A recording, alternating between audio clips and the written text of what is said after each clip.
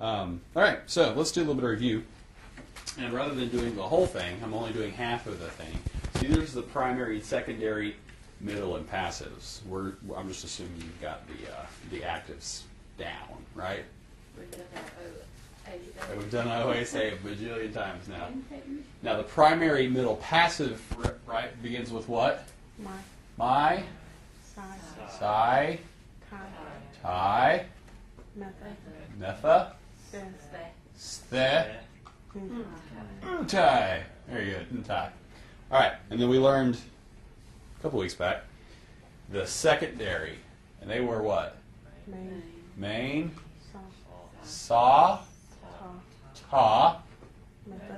Metha. Sthe. Nta. Okay. That's nta. That's it. Nta. What'd you say? I said they sound almost exactly. They were very, very, very similar. Yeah. Especially when I say them. And I'm thinking of how you spell it, but it still comes out the same.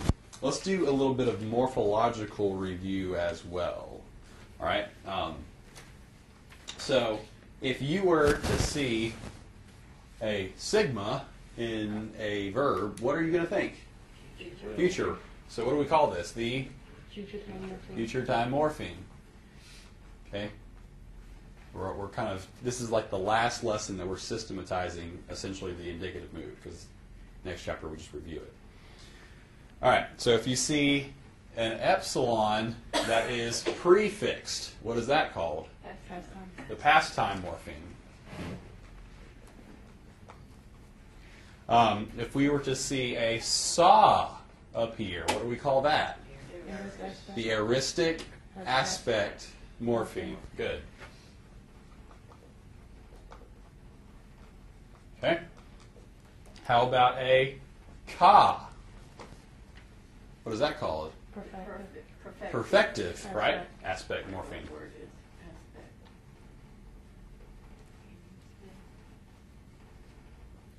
If I could learn how to write, that would be good. My handwriting's atrocious. That's okay. So, and then we saw like reduplication as well. That kind of falls into the scheme of morphology for us. But for the most part, we're dealing with the primary active and secondary active, which are, if we were to write this chart, they would be up here, right? They're hidden, but they're in the back of our minds. OSA, Mente, Usi, Nu, Sigma, Nun, Mente, Nu, or Sun. We got those, right? Okay, good. Then we have these My, Psi, Tai, Methostet, and Tai. Main, Sa, Ta, Methostet, and Ta. Add all that to the sigma, to the epsilon, to the sa, to the ka, and we're doing a great deal of damage, right, in the verb system. We're doing good. I think there was something else that I wanted to bring out. I forgot what it was. Oh, yeah, obviously the lexical morpheme, just your vocabulary. I mean, you're not going to get very far without knowing your vocabulary. So you piece all that stuff together, and this is kind of how the verb system works. And just kind of getting used to it still. Here is the brand new and final morpheme that you'll have to know for the indicative mood. It goes like this. It goes theta, eta. Theta, eta. You can almost even title this chapter Theta, Eta if you wanted to. That's kind of like the whole point of this chapter, is to bring this concept out of Theta, Eta. Now, if you will recall, in past chapters, we were looking at the middle and passive of various forms, but there were two forms that we could only learn the middle. And they were the aorist and the future. So this chapter is the aorist and future passive indicative. And how we get the passive is via theta, eta. Okay? So theta, eta, we're going to call this the passive voice morpheme. Beautiful. I love it because it tells us very clearly this is in the passive voice. All right, so let's look at how that plays. I'm going to give you guys a word, and you probably could actually, based on just that little bit of information, you guys could probably break this word down, no problem whatsoever. Luthe samatha. Luthe samatha. How many morphemes do you see? 5. Okay.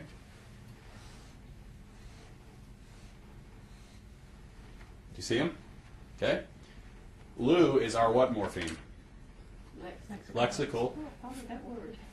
Theta, eta is the what morpheme? The passive voice morpheme. The sigma is the future time morpheme. The omicron is the neutral morpheme, and then the metha is the person number suffix, right? So let's kind of break this down in its parts. Metha by itself means what? We. And remember, it also means it's non-active, right? The omicron means what? Nothing. There's a little pound sign here. How do we translate the sigma generally? We use will, right? Lu means what? Loose. So then theta eta is telling you to make this sound passive. So we will be. Right? We will be, and if, yeah, put that in parentheses. We will be loosed. Okay?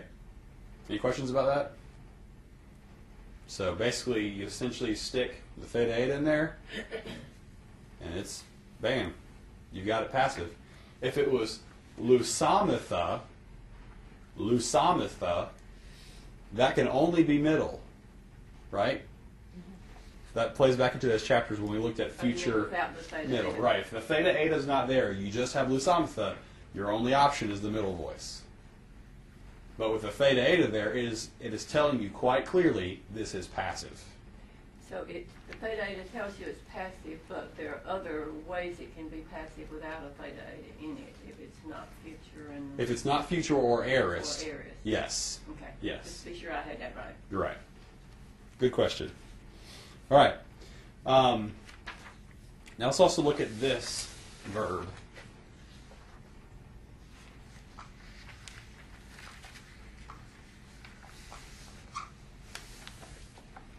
Eluthemen. How many morphemes do you see in eluthemen? 4. 4, right? Okay.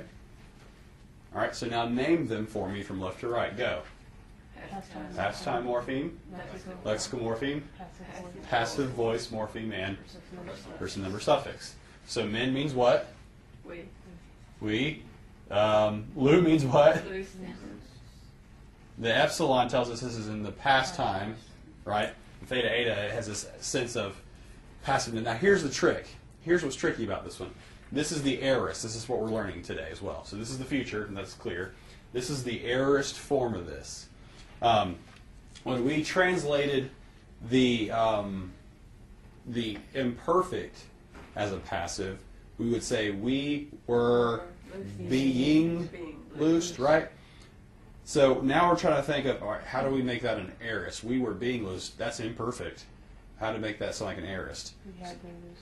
No, we have been loose, because have would be indicative of the imperfect, right? Yeah. So this is just we loosed ourselves. were We're loosed. We were loosed. We were loosed. Okay. It's almost so simple, like we can't Yeah. think of it. You're like, what It's is a that? B, yeah. I want to put B in there. Yeah. Yeah. We No. try to say it the way we say it. So we were loosed. So it's almost like the epsilon and the theta eta will combine and just create were. Mm-hmm. That's kind of that's why I didn't write anything there. They just kind of create that one sense. We were loose. So it still has a passive sense to it, but we're just stating it simply. We're not saying being loose, because being loose has this idea that it keeps going, right? Imperfect. That's why it has an imperfective aspect to it. But somehow loose lends itself more to being passive than some other verbs. I mean, some verbs, that's why we have deponent verbs. There's no way to make them that way. Okay. Like talk. Well, you can have a difference between we were being taught and we were taught. Did you say T-A-L-K? Yeah. He said talk. Talk. He said it Sorry. talk, but it's Talk. I'm sorry. He would have understood if I said talk, wouldn't you? I just couldn't hear you. I'm sorry. I'm Yeah. teasing you. We were talking, that's what or you meant. we talk. Yeah, I see what you're saying. Yeah, loose, you can be loosed Of course, I think passively. if you say speak, then you have like we were being spoken to, you know, Right. or we were spoken. Yeah, some of those We are. ourselves were speaking. Yeah. In which case, some of those end up lending themselves to being middle. Or sometimes they're just deponent verbs. We're going to learn the deponent verbs as we go along. I guess he was meaning, hopefully we won't come up with one that has theta eta in it that he doesn't know how to. Yeah, it'll lend itself quite to an easy translation that I've seen. Turn quickly with me to page 102 in your textbook. We're going to look at a few things here. So, I mean, that's the heart and soul of this whole lesson. Theta eta, bam, done, hooray, and we all cheer, right? What's interesting is this lesson starts off with the first aorist passive. Okay, the one thing that I think is worth noting that I think is just interesting to me is that the person number suffixes are borrowed from the active. Do you see that? It goes Yeah, nu, sigma, none, min, te, nu, or son. Here's the son here. I don't know why that is. I just think it's interesting to point out. But it's not going to be hard to recognize the aorist passive because the theta eta tells you it's passive and the epsilon tells you it's in the past. Okay? So you have all the information that you need in there to tell you that that's the aorist passive. Okay? So don't let that trip you up. Then there are also second aorist passives. So he gives you here the paradigm of grapho. You have graphane, graphace. So it's still using the nu, sigma, none, min, te, nu, or son. The thing that you want to notice is the only thing that's missing from the theta eta is the theta itself. The theta is not there, but the eta is still there. Do you see that? Mm-hmm. So it will be observed that theta, which is characteristic of the first aorist passive, is not found in the second aorist passive. Otherwise, the endings of the two aorists are identical, as are their functions. So the eta kind of is acting by itself as the theta eta. Second aorist passive. I just wanted to point that out. You'll see, at least in my experience, I've seen a lot more theta etas than I have just the eta for the second. But my experience is very finite, so I wouldn't base it on what I'm saying all the time. All right. Questions about the aorist? Pastime morpheme up front, theta eta somewhere in the middle, and it uses the active endings for whatever reason. All right, so page 104 gives us the paradigm of the future. And now, characteristically, this makes more sense. It's using the my, psi, tie, methus, thet, and tie endings, because those are the non-active endings. That makes more sense to us. Again, the second person singular is irregular, and we've discussed in the past why that is. They didn't like sibilant sounds, and things disappeared, and vowels moved together, and iotas dropped to the bottom, and all that good stuff. So just note that again as the exception, not the rule. So just remember my, psi, tie, methus, thet, and tie. But you can see there, just look at that first one, luthe samai. So you can see lu, theta eta, sigma, neutral morpheme, omicron, and the my. So you have all the information there that you can break that whole word down. So I will be loosed, right? Like third person plural, same thing. Lu, the, san, tai. Lu, loose. Theta, eta, be.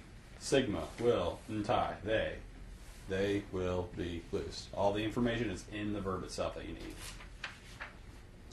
And also you have second future passes.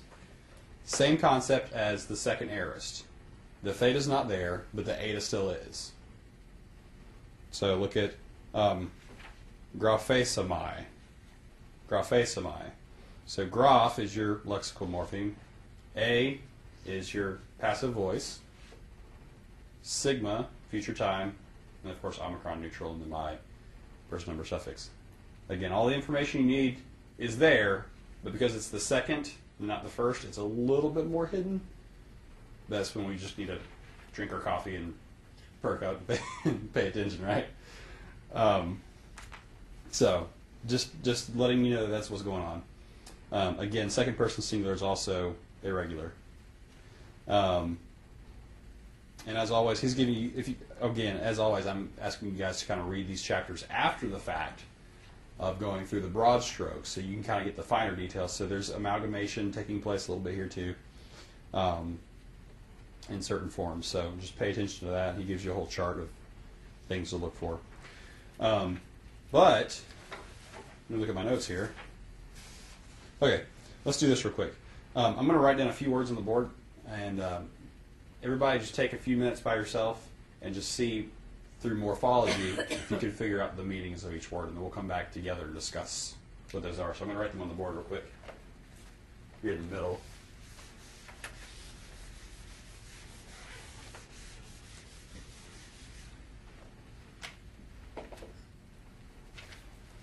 So number 1.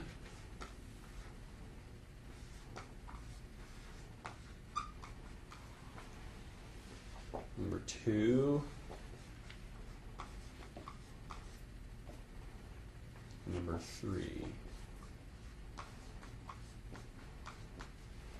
So just take a few minutes, write those down, and see if you can come up with a definition or really a sentence for all of these. All right, let's look at these together real quick. And number 1, how many morphemes do we have? 5. Okay. Can somebody give me their translation of number 1? They will be loosed. They will be loosed. Good. Have we all understood how we get that translation? So we got Lu being loosed, theta, eta, the B, sigma, will, untai, they. All right. So they will be loosed. How about number 2? What translation do we have? You were loose. You were loosed, right? That's got 4. So that's the aorist passive, right? So the theta eta tells us it's passive. The epsilon tells us it's the aorist, right? And then the sigma tells us it's you, singular or plural? Singular. Singular. All right. So how about number 3? You were You loose. were loosed. You were loosed, Yeah. all right? Plural. But now this time the you is plural, right?